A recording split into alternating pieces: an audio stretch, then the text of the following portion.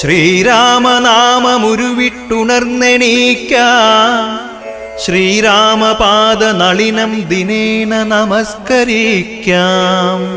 ശ്രീ ആഞ്ജനേയ ഹൃദയത്തിനുള്ളിൽ വാഴും ശ്രീ തൃപ്രയാരപ്പ തവ സുപ്രഭാതം.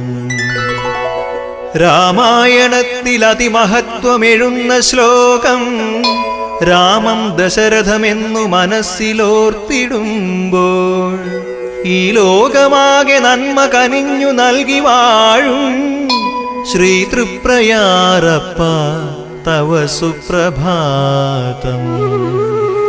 മണിമന്ദിരത്തിൽ അരികത്തു ജാനകി ദേവിയൊപ്പം, പാദാന്തികത്തു ഭക്ത ഹനുമത് സ്വാമിയൊത്തും, ഭൂവിൽ സദാധർമ്മ പരിപാലകൻ